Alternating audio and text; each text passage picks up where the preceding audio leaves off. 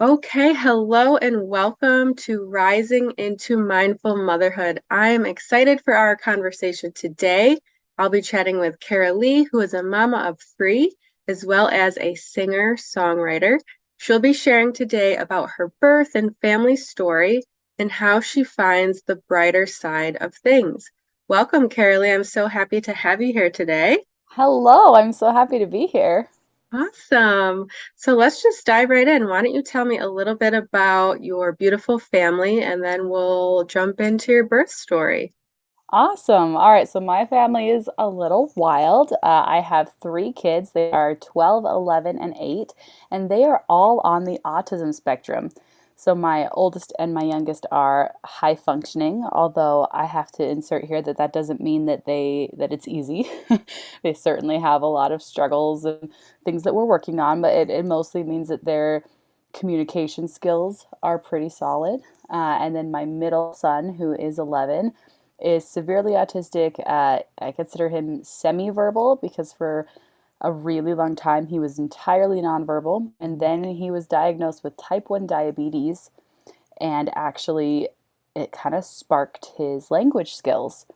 And so we have this like amazing journey of that whole story. And then my husband has actually been disabled for about the last decade, and he's had this really crazy journey of recovery, and he's actually doing really great now. Wow, that's amazing. So it definitely sounds like you have your hands full and like a lot of it must fall on your shoulders. It must feel like at Oh times. yeah. Mm-hmm. Yeah.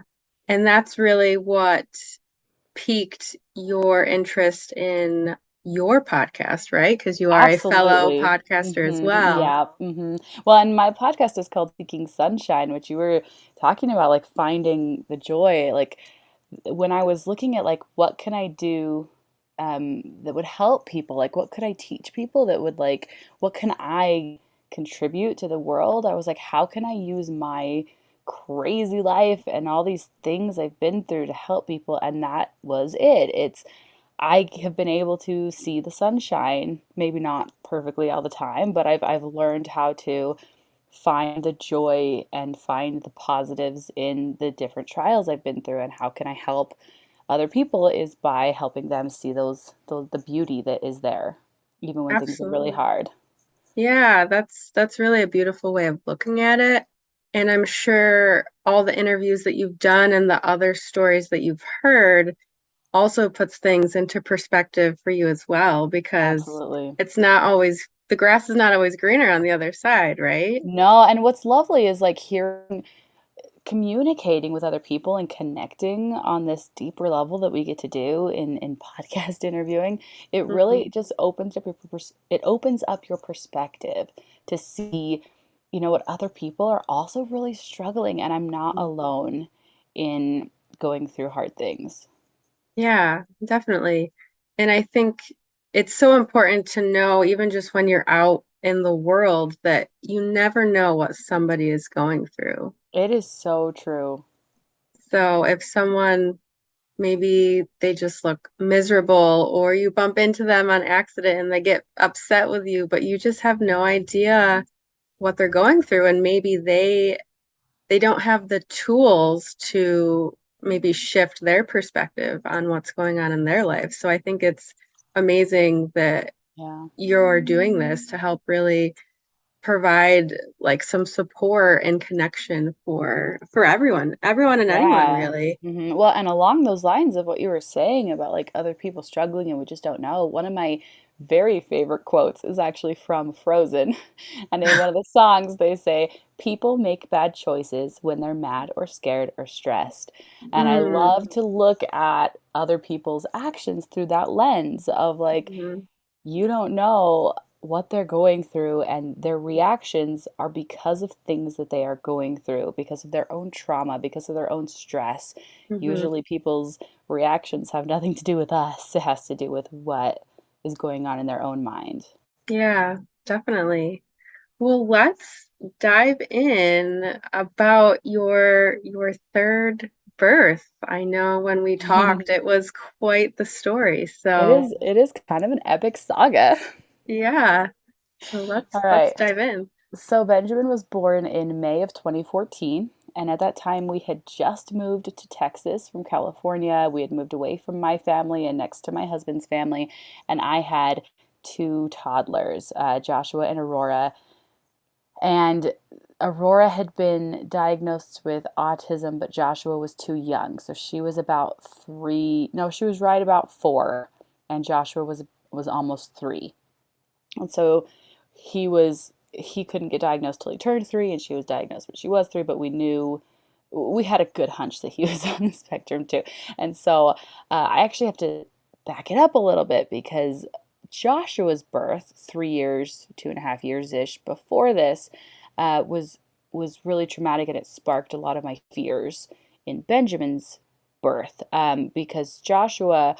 I was in a ton of pain for a really long time, and it turned out that I was actually dilated to a 3.5 for 3 weeks before he was born, so I could hardly walk. I was in so much pain. And then he was 9 pounds when he was born, and he came so fast. My labor was about an hour and a half with Joshua. He came so fast that they didn't have time to give me any drugs.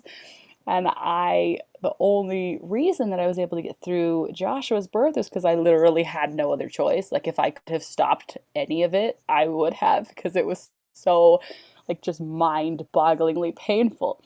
And so when it came time for Benjamin's birth, I was like, no, doctor, you don't understand. Like, subsequent babies tend to have shorter labors and be heavier. And so I was like, I'm going to have a 10-pound baby in half an hour of labor at home by myself with two autistic toddlers. Like, this is what's going to happen. And I was so worried about that, like, being what was going to happen with my birth. And so my doctor wouldn't listen to me. And we had just moved there about halfway through my pregnancy. And I was so frustrated with this male doctor who I'd ended up with in this practice. I didn't really have any way to vet anybody, and just kind of like jumped in there, and he just rubbed me the wrong way. Like, he wasn't listening to me. He brushed off all of my concerns. And at 37 weeks, I finally decided that I'd had enough, and I decided to switch doctors very, very late in my pregnancy because this guy just was not listening to my concerns. And so I prayed. I'm very religious, and I prayed really hard that because I didn't know any of these other doctors in this practice, and I just prayed that I'd be able to find, the right doctor who would listen to me and would take care of these concerns and take them seriously. And I ended up with this female doctor who ended up saving my son's life. Like, if it had not been for her, he would not be alive today. It was miraculous. And so I switched doctors at 37 weeks, and it changed the course of my whole life because I listened to that little voice in my head going, something's not right here. This doesn't feel right. And so I'm really thankful for that and for her for listening to me. And this whole story is full of like a lot of trauma, but a lot of really, really amazing miracles. So I switched doctors. I was gonna say, jump in if you want to say something. I just want to say that I am so happy for you that you listened to that voice because even though you knew you weren't clicking with this doctor and he wasn't listening to you, um, even jumping on the other coin of hiring someone else, like that's also a gamble too. So, both Yeah, sides can be really scary. Like, okay, I can stay with this doctor who's not listening to me and brushing off my concerns, or I can gamble on another doctor when I could literally go into labor any day. And I think that happens. Like so many women get put into that situation, and sometimes we just act out of fear and we just stay where we are. And sometimes we don't know that we have options. You're not married to your doctor. There's no contract. You're right. the one hiring that doctor at the end of the day. They are serving you. You're paying Mhm. them. Your insurance is paying them, whatever the situation may be. So I'm so happy for you. Mhm. That really makes me so happy, and it makes my skin crawl when I hear about stories of doctors just, not listening to Well, their and I patients. just cannot even begin to think about what could have happened. Yeah. Like I just don't want to go there. Um, I talked to my doctor about all my concerns about having, my son, him being 10 pounds and me having him in half an hour labor at home. And I convinced her, or she listened. I don't know. We decided to have me be induced, which I would have happily been induced long before because I find pregnancy miserable, especially at the end. Um, I would have happily been induced sooner, but I was induced at 39 weeks 1 day. So it was still full term. It was still far into this pregnancy. So 39 weeks 1 day, they sent me to the hospital, and my husband and I had a last meal right before we went, and my kids were at my in-laws, and they put me on Pitocin, and I sat there in the hospital on Pitocin for 24 hours before I saw my doctor.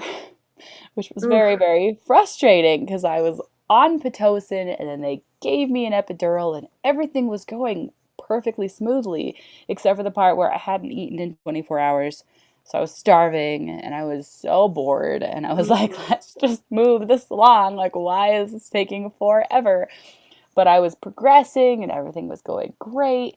And then finally, my doctor came around 8 p.m. the following day, and she told me that the reason it had taken her so long was because she wanted to make sure she finished all of her duties at her clinic and that she'd be able to devote her full attention to me. So I was Mm. like, okay. So she came to break my water, was what we were kind of waiting on. Was all of my pregnancies, I've had to have my water be broken because I guess it's really thick. It just doesn't break on its own, like, ever. So I don't even know what I was dilated to, probably a 6 or something like that. And it just wasn't progressing because my water hadn't broken. And so she came in to break my water. And so thankful for the epidural because, she gets all up in there. I'm like, can't feel it. Hallelujah. So she gets all up in there and she breaks my water. And then all these alarms start going off and all these people start filing into the room, and she is cool as a cucumber, and she's all digging around up there, and she's just got this look on her face, like, trying to figure this out. And she's going, okay, so I think I feel cord wrapped around. And at this point, like, there's 20 doctors in the room and they're unhooking me from all the cords. And I'm like halfway out the door and she's going, oh, so we're just going to take you to the OR and we're just gonna see if his heart rate will go back, and we're just gonna check you out, and just maybe, we might have to do, an emergency C-section. And at this point, I'm halfway out the door. They've got me all unhooked. There's people. It's all chaos, and she's just calm. And I'm like, can my husband come? And she's like, sure. And then they didn't let him come, and they shut the door in his face and like blocked him and wouldn't let him out. So they raced me off to the OR. And they asked me, "Oh, can you feel this?" Because I'd had an epidural. So they asked me, they put like a knife against my stomach to see if I could feel it, and I was like, "Yeah, yeah, I can feel it." Um, and that was it.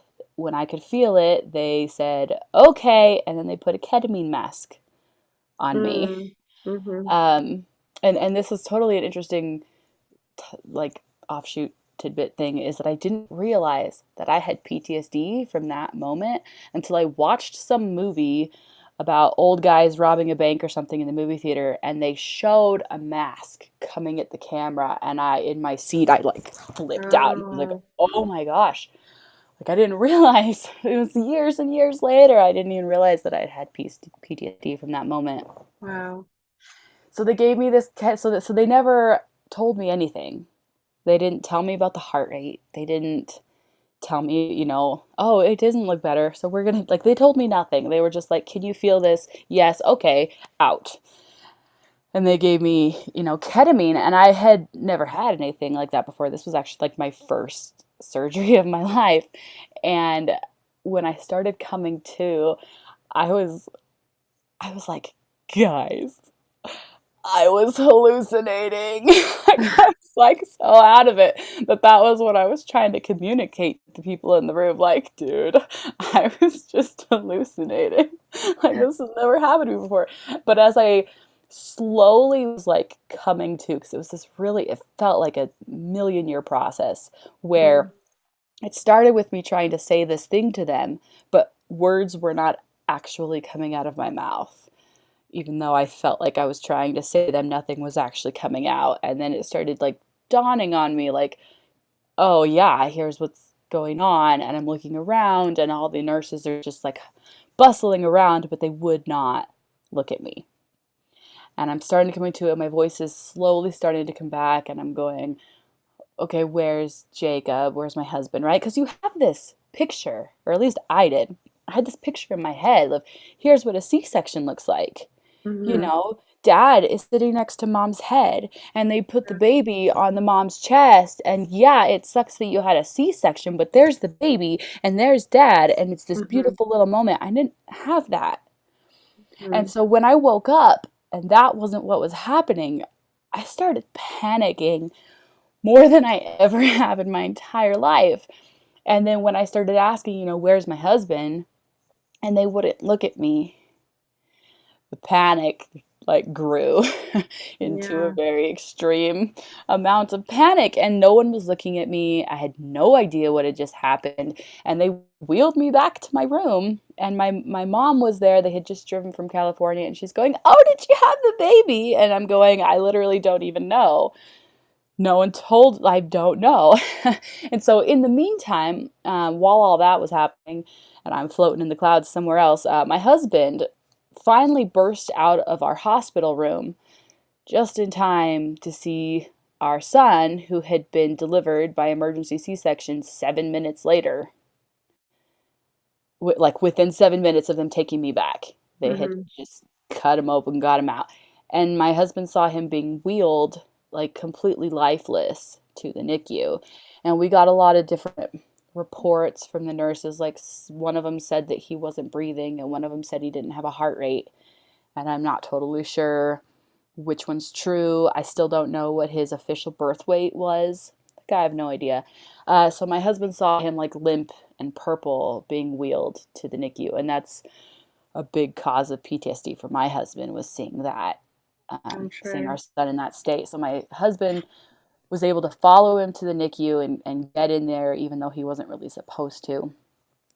And the doctor in the NICU was telling my husband, yeah, we can have him baptized right now, and you should take lots of pictures right now. Like basically indicating like he's not going to make it. You need to do whatever you can with these moments because this is it. Mhm, And like I said, we're very religious, and we're members of the Church of Jesus Christ of Latter Day Saints, and we believe in priesthood power and priesthood blessings. So the first thing that my husband did was give our son a blessing, was put his hands on his head and give him a priesthood blessing, and he started coming back to life from that moment on.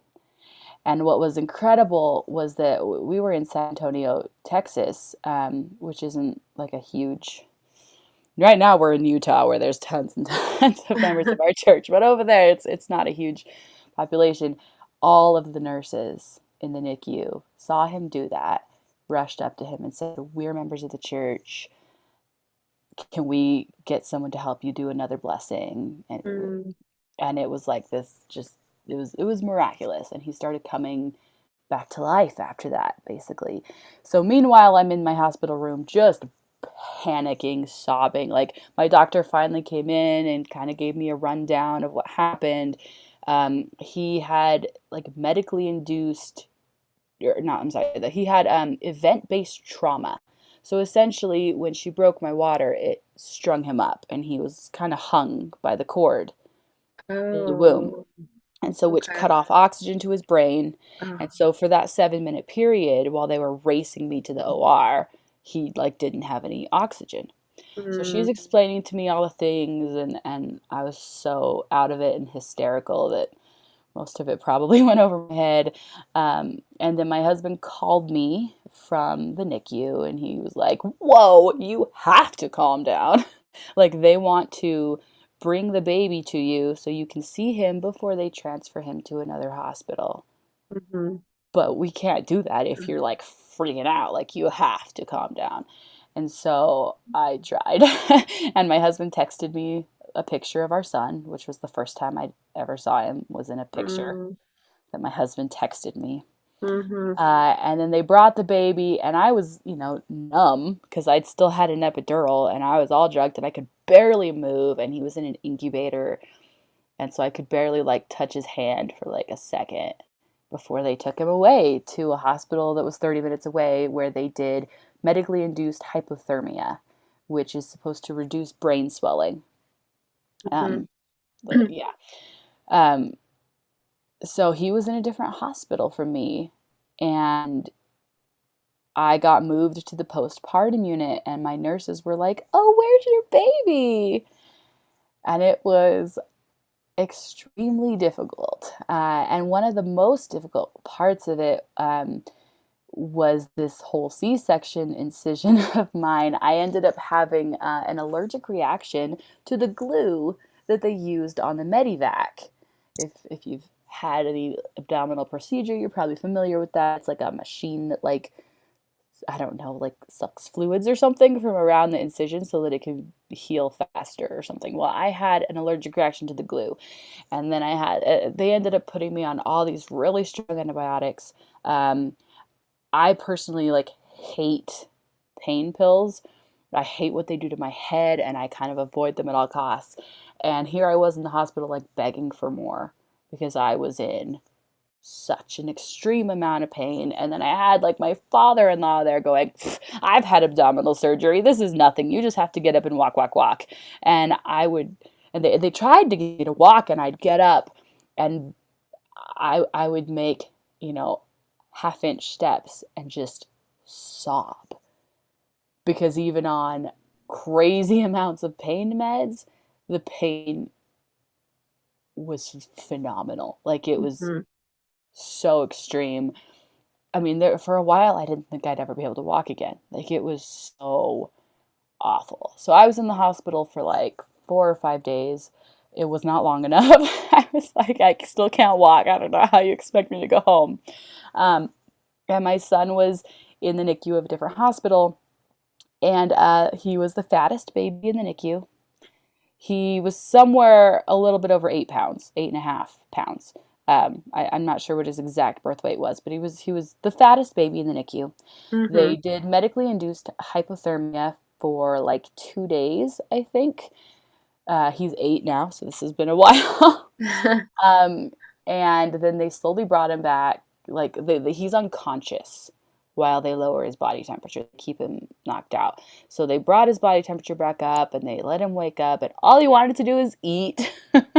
Was all he wanted, and he was fine.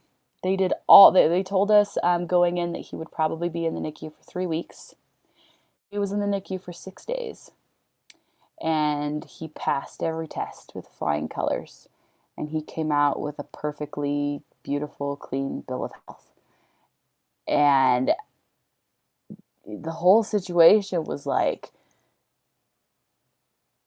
so much trauma, like so much Yeah. trauma. And one of the things that I love to say, like in my podcast when I'm talking to people, is that there are blessings in every trial and trials in every blessing. So this was Mhm. like a huge miraculous thing that like happened to our family, but it was one of the most difficult things I've ever been through. And I think it's worth noting that while, my husband and my newborn and I are going through all this, I still had two toddlers at Mhm. home. And my daughter was okay, but my son Joshua, who's severely autistic, I mean, he was 3 at this time, he started banging his head on things. Mom all of a sudden was gone out of nowhere. And he started banging his head on the walls and banging his head on windows because he was so upset that I wasn't there anymore and he did not understand. And like the Yeah. amount of stress that added to my poor husband while I was in the hospital was like it was just so difficult. And I mean, on top of all that, like my husband was disabled and like on pain meds for his own like things that he was going through. And so he's trying to like table all of that stuff, his own Hmm. personal stuff, while I'm going through this horrible thing. And it's amazing how all of those layers add up. And it's really easy to separate them and just look at one and not consider the whole picture of what's really going on. Wow, that is quite the story. And like you said, just miraculous and just such a blessing that he's safe, he's here, he came back. I mean, Yeah. wow. And I mean you just said it perfectly, like so many different layers of trauma. Like you can consider all of them separately, but they really all add, like when you step back and just look at the whole thing, that's just like wow. Hmm. Yeah. Wow. Um, how do you process that? How do you grieve, what you were maybe hoping or dreaming for a birth? What did that look like for you coming home? I mean, you had two young children who who need you as children, but they also need you in different ways as well. And Well, and they then were you have a toddlers. They were newborn. 3 and 4, and 3 and 4 year olds tend to be pretty wild and hyper. And Yeah, yeah. yeah, I mean, so you just have to deal with the different things as they come. And so, like, initially, it was about me healing. Like, I couldn't Mm-hmm. walk. And my incision actually ended up having to be packed, Yeah. which honestly is one of the most just horrific and disgusting things that I can think about. Mm-hmm. And my husband happily and without any issue came in and did that medical care for me that I could not do for myself. Mm-hmm. Um, and it will forever endear me to him, no matter what we've been through. Like the level of service he showed me during that time was Mm-hmm. remarkable.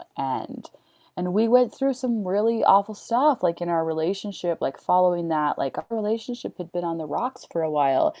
And like that was one of the things that really was like, I know that he loves me. I know that because he did that for me, which is so awful. And he did that for me. Mm-hmm. And yeah, What brought you closer together? I mean, yeah, for you sure. both you both went through that trauma, but on different planes, really. Yeah, absolutely. And it's also really interesting to look back. Aurora and Joshua, my older two, were diagnosed with autism right about 3 years old. Benjamin wasn't diagnosed until he was like 6, uh, which was really interesting because um, looking back, a lot of his symptoms are actually PTSD. Mm-hmm. And so I'm wondering, here we are, and he has some behavior issues, and his teachers at school are using this TBRI method, which is for children who have a lot of trauma. And I'm going, how much of this trauma that he endured as an infant that we kind of sat there and were like, oh, he's got this clean bill of health, everything's great. How much did that affect him as he went Mm-hmm. through his life? Like that was the biggest thing that's ever happened to him, like trauma wise. Yeah. I mean, in the following years, my husband was in the hospital a lot, and he has a severely autistic brother who picks on him a little bit, but like his early birth trauma, like we think that those things, it's like, oh, well, it's over and it's done. But those things have such lingering effects in our lives. They do. And I'm glad that you bring that up because I think that as adults, we only assume that we are the ones carrying and holding that trauma because we remember it, we can recall it, we went through it, but they went through it too. And just because they might not be able to remember or speak to it, they do hold that trauma. That trauma is imprinted on Well, and them. it's like he was born and never touched me for 6 days. Yeah. Like I kind of touched his finger a tiny bit, but like Hmm. that mother infant bond when the baby is Hmm. first born is like so essential, and we did not get Yeah. that. Like I didn't get to hold him until he was 6 days old, which I know that like there are so many people who have so like we were so blessed that it was only 6 days. Like I know the people that it was months and months and months, but Hmm. still that like early bond between mother and child, like we missed such a huge chunk of that, and it's really essential. It's so like Yeah. I see it as this. It's really interesting to look at my three kids. Now, my daughter, actually, it turns out that all three of my kids were strung up by the cord, but they didn't have as dramatic an effect as my youngest. So my daughter was in the NICU for about an hour. I held her at 10 minutes old because she had swallowed some fluid. So those 10 minutes, like I feel like even our in our relationship today, I feel that distance, that like 10-minute distance. And my second Joshua, immediately I got to hold him. I'm sorry, I just snapped into the mic. I didn't realize. Um, I got to hold him immediately, and I'd had this huge, horrific, traumatic birth, but then he was there on me immediately. And I wonder how much of our relationship now, of our connection, how much of it has to do with that immediate, right from birth Hmm. connection that is just so essential. And I feel like medical doctors and hospitals do not prioritize that. I mean, yes, they have to prioritize the health, but they're not maybe prioritizing mental health as much. Hmm. Yeah, absolutely. Because that releases so many chemicals. I mean, oxytocin for one, for both mom and baby, and so many other intricate things that we just don't even know. Like it can't Yeah. be tested. You can't see it with the human eye. You can't test it with labs. Just so many It's an important emotional things. intertwinement. Hmm. Yeah, that's a really It's like tough. it's like two people at their most vulnerable moment. Hmm. Yeah, absolutely. And I feel like part of your birth story that you were explaining, like full informed consent was almost like not even there for you. No one explained what was going on, um, or the ketamine either. Like, hey, this is what we're going to give you. These are some potential side effects, that you Yep, can no expect. idea. I had no clue. Which, and I'm Um, like, I get it that they had to they didn't have time. They had to get him out. And you sign, you kind of sign your life away when you enter the hospital. Like you sign all those rights away in the name of what is it going to take to save a life. yeah. Hmm. And then you have to start wondering how much of those life-saving measures are as essential as they say. Hmm. Well, that's a whole nother topic. That's a Right? whole nother conversation I know. that we could get into. But luckily for you, you got to bring your baby home. And Yeah. obviously, the three of, well, all of you, really, all of you have a different piece of trauma that you have to work through. Even your two kiddos at home, you know, mom was gone for what, 6 days, and when Out of she the came blue. back, Well, and then I mom had to wasn't quite the drive. same. Yep, couldn't move. And then my youngest was at a hospital 30 minutes away. And so it was an hour, and they couldn't go. It was an Hmm. hour just of driving, not including the time we spent there with him. So even when I did get home, I wasn't really home. Hmm. Yeah. So were you podcasting at this point, or when did you start doing that? No, I started my podcast about a year ago. A year ago. Yep. Okay. So what was the final inspiration to just be like, it must have been on your mind, and then So something must have just been like, I'm just gonna do it. so it it goes back a little ways. I was in college working on my bachelor's degree for like 12 years. Like I met my husband in 2008 and we were in college together, and then I had my daughter in 2010, and then we moved away, and they like had this dumb rule that I wasn't allowed to do classes online for 2 years after I moved away from campus. So that Hmm. was super dumb because I was planning on finishing my degree online when we moved away, and then I couldn't. And then we moved again, and then I was able to do classes online because we moved from Utah where we were in college, and then we moved to California where my second was born, and then we moved to Texas where my youngest was born. So if, a little bit after my like he was probably less than 6 months old, was when I started doing classes online, and my other two were in ABA therapy, so they'd go to school all day, and then I would take them out an hour early to do 4 hours of ABA every afternoon at the clinic. And I would go sit down there with them and do homework. And so then my husband had our youngest because he was home and disabled. But, so that was its own kind of thing. But so I was doing college forever. And then we moved back to Utah in 2018. So my youngest was about 4. And so that we could both finish our degrees. Because my husband tried to do his online and he just couldn't concentrate on it. He actually had undiagnosed ADHD. So we moved back in 2018 to finish our degrees online, and or to finish our degrees on campus. And I chose to double major, so I added an extra Mm-hmm. year on, and I double majored in college, and I graduated in 2021. And then when I was finally done with school, it was like, okay, now what do I want to do with Mm-hmm. my life? And even though I was like, I'm a mom of 3 kids with autism and we have constant therapy and my life is crazy, I was like, I have to have something for me. Like, I have to, like, when I was in school, like, I was studying uh, costume design and makeup design and theater, and I loved it so much.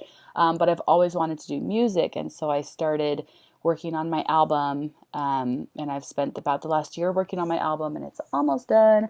And then when I started, it was sort of like I opened the floodgates of like, what do I want to do? And it started with the music, but I felt like the music was taking so long. Like, the amount of time it takes to write a song compared to like do a podcast episode is ridiculous. It takes months to like Mm-hmm. get all the details worked out of a song and have it like be the final product. Whereas a podcast episode, I can interview you in an hour, edit it for a little bit, and then there it is. And I have so much to say that I couldn't get out fast enough in my music, which I love singing, but I wanted that platform to be able to talk to people and share my story and do what I could to help people in kind of a faster way than the music was taking. Because as much as I love the music and I love singing, it just kind of felt like it wasn't quite fast enough. Like I was learning so much, but the Mm-hmm. podcast is a place to really um, to communicate with people. Writing my own music and doing that whole thing, I love it, but it's very much a me by myself. I'm working on this. Whereas the podcast, it's like I get to connect with people. And that's something that, as a mom of 3 kids with autism, that I've kind of been missing in my life because it's always felt like I was kind of alone in this, like isolated, because we can't do like typical play groups. My kids aren't doing sports. We're not connecting with other people in typical ways. And so this is kind of my outlet to get to know people. And what's really fun is I get the opportunity to talk to people who do have similar circumstances, who are also feeling disconnected from the world and who also have had similar struggles. And there's so many more people than I ever would have thought, like going through the worst of it. There's so many more people who have been through maybe what I would consider worse than what I've been through, and who have had all of these struggles. And it's so therapeutic and important for all of these people who are a lot like me to get to share our stories with the world. Like, it just, that it's such a great way to help you process what you've been through, and then to look at it from the other side and go, oh, I can see how my life was guided. I can see the sunshine and the goodness, even though my life was crumbling apart. And to be able to look at that in hindsight and help other people do that too is so beautiful. Yeah, I that's amazing. You are finding something that you enjoy for yourself as a mom, a busy mom, which is so important. When we become moms, we do lose some of our original identity. So it's really, really important to kind of create what is our identity now as a mom? Like, what is something that I love and enjoy and can make time for? So you're doing that Absolutely. for yourself. Well, and we have to. We Yeah. have to do that. We have to find the thing that is just for us, Mm-hmm. And it's when you go on play dates, it's like, well, it's really for the kids. And if you happen to find a friend, then yay, good for you, but it's really for the kids. And it's we give up so much of ourselves for our kids. We can't give up every last bit. Yeah. We have to hold on to something. If we Yeah. because how else are you supposed to keep going when it's really hard and taking care of your kids is so stressful? Like you have to know who you are and what you love and know that you will have the opportunity to show the world your own passions and your own brilliance and your own, amazingness because you're an amazing person outside of being a mother. Mm-hmm. Being a mother is not what makes you amazing. You're just an amazing human and you have to like be able to know that for yourself. Yeah. Yeah. And all the while you're helping so many other people too, while Thank you're filling your cup up. So that's really beautiful and amazing. and So I love it. tell the audience the name of your podcast, where they can find it, and where they can learn more and connect with you. Awesome. Well, my podcast is called Seeking Sunshine. So you can find that anywhere that you listen to podcasts. My website is caroleighgarrison.com. And my name's hard to spell. So that's KaraleigHGarrison.com. And everything's on there. The music, the podcast, it's all right in that place. I think I'm Karaleigh Garrison Music on most of the social media platforms. So it's fun. I Awesome. love Yeah, it. and I'll add that to the show notes for sure. So, do you have any closing thoughts that you'd like to end with? Just to reiterate that, like, every single person who is listening, like, you have your own beautiful, incredible core that has nothing to do with whatever life has thrown your way. Like, you shine, and the world, like, needs to see that from each of us. Like, that's what makes the world such a beautiful, glorious place, is that each of us has so many gifts to give. Mm-hmm. That's beautiful. Yeah, we just have to believe it, see it, and tap into it, and then Hmm. we can shine it. And there's really other people can benefit from you shining your light for sure. Yes. And it's really like a lot of us, we tend to think that like there's only so much light. There's only so many people who can talk, and so I should be quiet so other people can be heard. But that's actually like the opposite. What Hmm. really happens is that the more that you open up, the more other people feel like it's okay for them to open up and take up space. Hmm. As you allow yourself to be a person who exists, who is worthy of existing and taking up room and being heard, the more that you communicate to the rest of the world that they also are worthy of taking up space and Hmm. being heard. Yeah. And I think the world today needs that for sure. Absolutely. Yeah. Well, thank you so much for sharing your story and your light with us Absolutely. today. And thank you for tuning in today. Make sure you follow and leave a rating so we can connect with more mamas. And I will see you on the next episode.